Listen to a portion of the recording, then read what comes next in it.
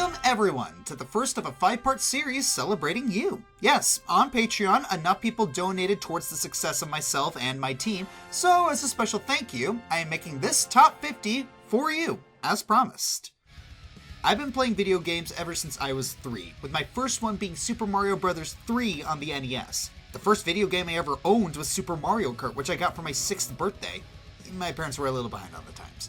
But as the years have gone by, some games have stuck in my mind more fondly than others. Is it bias? Of course it is. But you all listen to me ramble for one reason or another, so let's do it some more. Top 50 favorite video games.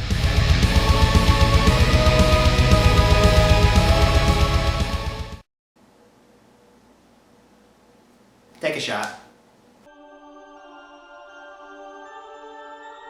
If you're familiar with my videos, you're probably familiar with this same title screen and this same soundtrack. Depending on who you ask, that can speak volumes about its quality, or it being a concept that's interesting and shareable if somewhat unpolished as a game. Personally, I'm on the side of the fence that's more optimistic about it. In many other games, you fight bosses that are 10 or 50 times your size, but you can count on one hand the ones that have you climb on them as a key gameplay element. Several of the bosses themselves are puzzles. Most other games like this would either just have you dodge attacks until it shows a weak point for you to strike. Revealing these bosses' weak points requires you to think a little outside the box. Sometimes you gotta take advantage of its curiosity. Sometimes you have to emotionally manipulate it. Sometimes you just have to physically manipulate it. The game is paced very well too, having you travel across a beautiful landscape for a time as a build-up before each boss. And we get to fight these bosses in valleys, beaches, lakes, rivers, deserts, caves, and even in the air. The story itself is pretty interesting, if a bit vague, but the images it presents you with allow you to fill in the gaps however you like, without feeling like it wants you to think like an artiste about it. Yeah, and for how much I've gone on and on about this game, I feel like it's only my number 50 because I've had more fun with others coming up. Still, I think a classic like this deserves its due. The good thing about this being a top 50 though, I can also move on to others.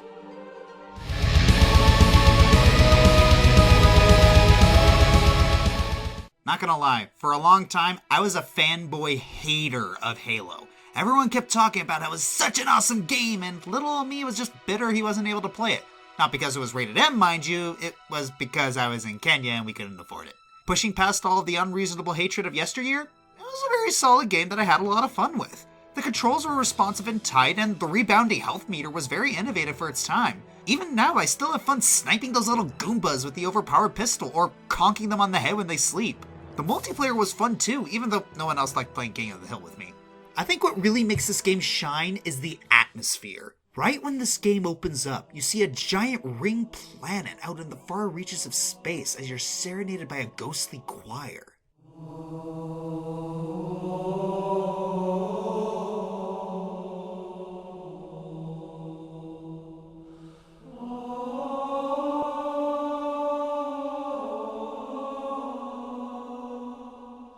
Feels so haunting, yet so majestic and celestial from the very first second.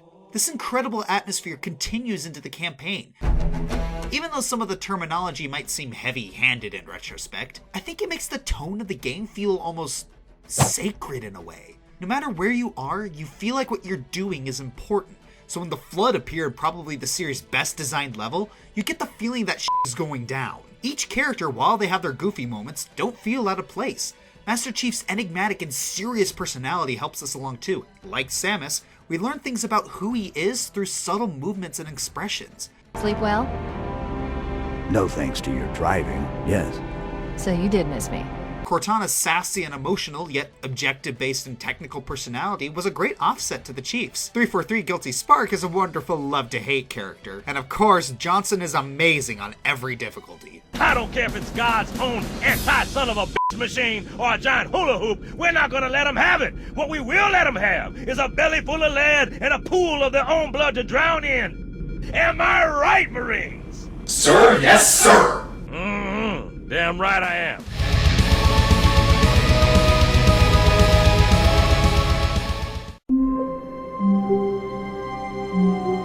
How do I talk about a game that should not be talked about? I mean, I hate spoilers, and nearly everything I could say about the Stanley Parable would be a spoiler. But this is my job, and this is a great game, and what do I do? Josh then decided to put up a preemptive spoiler warning for this one, just in case. I guess here's a preemptive spoiler warning for this one, just in case. Anyways, for starters, let's talk about the sheer innovation in the storytelling and how much effort was put into scripting everything. This is exciting. Just me and Stanley forging a new path, a new story. Well, it could be anything.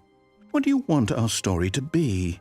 There are multiple endings, and regardless of which path you take to get there, you're in for an absurdist ride that will make you question everything you know about how freedom and choices work in video games. At last, choice. The mere thought that his decisions would mean something was almost too wonderful to behold. A game with ideas like that could easily have been a pretentious mess if the writing wasn't incredible, which it is. Incredible, I mean. Each route you take to one of the many final destinations is beautifully narrated by the soothing snark of Kevin Brighting, the only companion throughout your adventure, and he makes the game. The problem is all these choices. The two of us always trying to get somewhere that isn't here. Running and running and running, just the way you're doing right now. Don't you see that it's killing us, Stanley? He kind of reminds me of a slightly less homicidal Gladys. He's hilarious, usually a stoic, and a little too serious about how he takes his job as the narrator. Oh, please. Are you really just doing this for the achievement? The creators of the Stanley Parable thought of everything, to the point where trying to break or outsmart the game just leads to another planned ending. You're not as smart as you think you are. I'm trying to make a point here, Stanley. I'm trying to get you to see something. Come inside. Let me show you what's really going on here.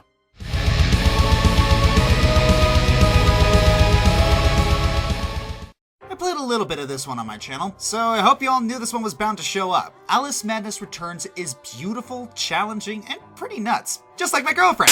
Ow, hey, you wrote that! American McGee turns the relatively peaceful world of the Lewis Carroll novel, Jabberwock Legends and Wrathful Queens notwithstanding, into a psychotic, murder-happy crack house. It was a stroke of genius mixed with why hasn't it done before that is absolutely perfect for my mad tastes. While the platforming and combat aren't the deepest things in the world, they still manage to be amazing visual spectacles, and that's really the main reason to play this game. The visuals. They still hold up. The landscapes and effects are breathtakingly gorgeous, while the characters and structures are deeply disturbing. And while it feels dissonant, the dissonance works. The environments really capture the insane logic that Wonderland seems to run on. Beautiful, yet twisted. The only real problem I have with Madness Returns is that there aren't any bosses. I mean, there were perfect setups for bosses, but really no delivery. But that's small potatoes compared to how much the rest of everything messes with your mind. The game loves to explore themes of insanity, not just being insane, but what can cause insanity and how you live with it once it has been caused. Sometimes it feels like brilliance, sometimes it feels pretentious, sometimes it's just weird and fun. It does dedicate a lot of time to this exploration, if only to make very few conclusions about it. Me? I'm just going insane looking for that freaking pig snout! Where is it?!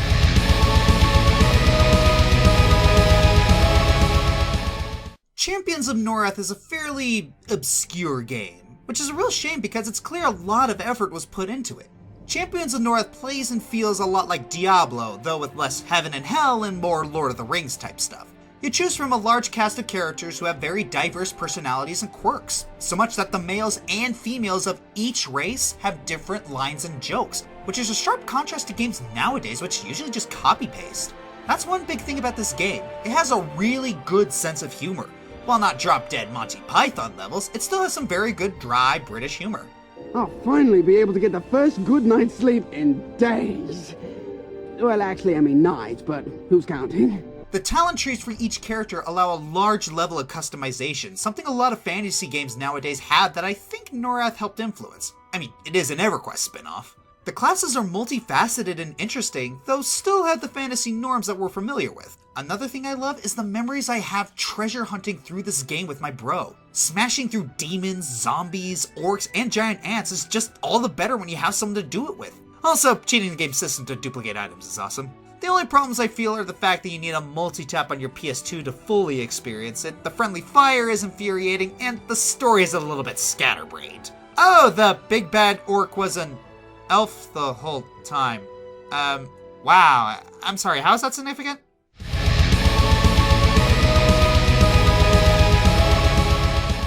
So when you think of me, you think cars, right? I mean, who wouldn't? I am totally into muscle cars and tail fins and grease lightning and... Okay, fine. This game is just fun and I'm kind of surprised I like it so much. Burnout 3 Takedown embraces what I think racing games should be. I know some people like games like Forza because they like racing pretty cars and customizing them, but honestly, I never got that. Me? I love how Burnout embraces the destructive chaos you wouldn't get away with otherwise. It's got explosions, it crashes, and an amazingly upbeat soundtrack, and I sound like a kid describing his Hot Wheels, but I don't care! Unlike the previous games where your boost gauge was a little bit harder to gain, you can boost whenever you like in order to facilitate the takedown mechanic, which means you basically get rewarded for going fast by being able to murder the competition. Crash mode is also a million flavors of fun, by just being a mode where the entire object is to cause as much anarchy as possible. Feed my bloodlust Burnout 3 and let the corpses fester in burning ash! I need help. I also liked how the game lets you easily get into what you want to play, which is why I'm not too crazy about the next gen iteration of this game, Burnout Paradise. While open worlds work in certain games, not every game needs to be open world, especially when it functions like a glorified menu. Sometimes a drop-down is just better, dang it!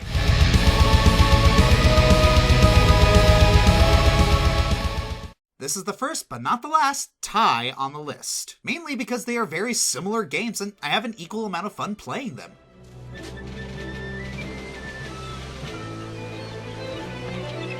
Age of Empires 3 and Age of Mythology are kingdom builder and management games with incredible graphics, balanced combat, and resource systems, and challenges unique to each civilization that you can play. Age of Empires 3, firstly, has one of the best intros to any game ever. Seriously, watch it, it's awesome. The campaign was above average, especially because one guy wasn't narrating everything this time, but the real fun was just playing skirmish over and over. While you could play with fewer civilizations this time around, each one felt like they had a unique personality. Another thing that makes this game fun for me is the sheer level of customization. Customizing your hometown, preparing your shipments, advancing to different ages, competing over the trade routes. I felt more in control with this game than any other RTS. Age of Mythology is amazing for a mythology enthusiast like myself. Not only do you have the entire empire building system of games like Age of Empires, but you have the added complexity of the god system and the powers each one imbues. Each set of civilizations, Greek, Egyptian, and Norse, have completely different basic systems like gathering resources and making improvements, and each individual god or goddess you can worship comes with different advantages that can apply to your civilization, requiring a lot of trial and error strategizing for the real-time games. And the campaign is amazing. Traveling through all three different civilizations in different kinds of missions. Defend the tower, escort, pure conquest, resource gathering, time limits. One particularly challenging one being a tug-of-war, while following a central cast of characters from each nation. The Atlantean expansion, back when expansions were awful, advanced the gameplay and story in a way that breathed new life into it and made me play all over again. Both of them have incredible replay value, and I found myself coming back to them over and over throughout the years.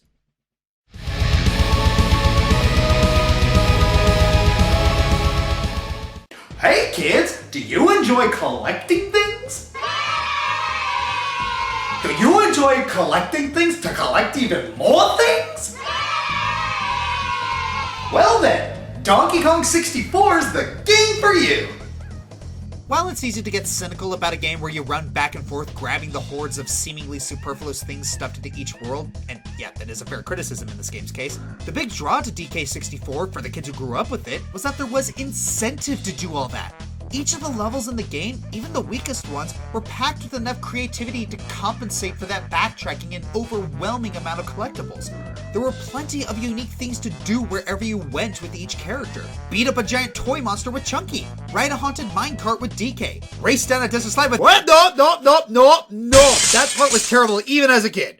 The worlds really were the best part of this game. In particular, the final main level, called Creepy Castle, was an enormous, daunting yet enthralling stage, with detailed subsections like an eerily lit, fog-filled crypt and a ballroom full of ominous laughter. Oh! The Kongs were all fun to use. Getting to cheat physics with Linky's handstand was a big highlight for young Joshy, and it still feels satisfying to use Tiny to twirl across long gaps, even when you don't think they're possible. While DK64 feels a bit too big for its britches at times, don't even get me started on how janky some of the minigames are programmed, I still think its charm shines through if you're willing to put up with a bit of nonsense. If you trimmed the fatty parts, then refined and tightened up what's left, I bet you get a tried and true classic.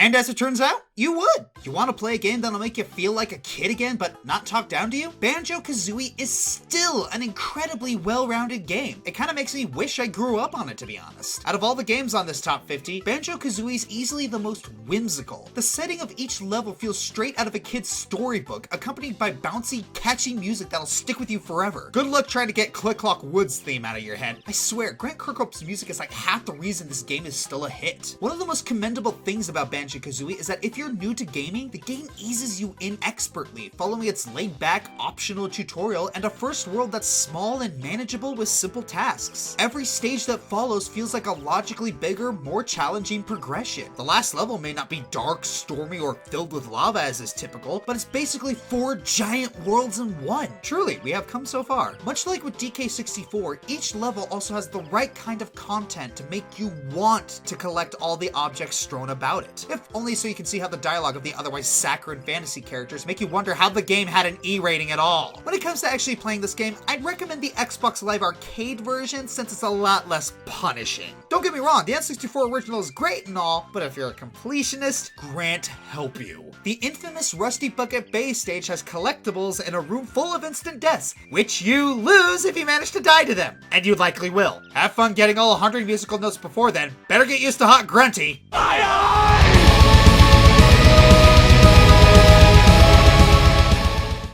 I am an adrenaline junkie. I like thrill rides, scary movies, and good horror games. I mean, when it came out of seeing the new It movie, the first thing I said was, I have never felt more alive. This probably explains why I like Dead Space so much. This is a special breed of horror game. An immersive space death trap where, instead of being armed to the teeth with Alice Ripley-style mech suits, you rely on your wits and your cojones to get you through it. Just when you think you have everything figured out, it throws something new and even scarier at you. It speaks a lot about the game that when you go to the biological sector, you know you're gonna see some disturbing crap. While the later games seem to get more acclaim for some strange reason, the first one really struck a chord with me. The first being that, while I think that delving more into story is fine, I preferred Isaac's Silent. It added to the lonely atmosphere of, if I die up here, no one will hear me scream. This is the thing that makes the game incredible and frightening. Secondly, the weapons were balanced for where you were in the game. The shotgun is the last weapon you get for a darn good reason. And finally, Dead Space actually scared me. I love feeling like nowhere is safe, and my success or failure depends on my resourcefulness, improvisation, and level-headedness. I like having my mettle and abilities tested, especially when it feels like something is really at stake. In this case, Isaac's life and my sanity, and your nightmares. Pleasant dreams. Twinkle, twinkle, little star, how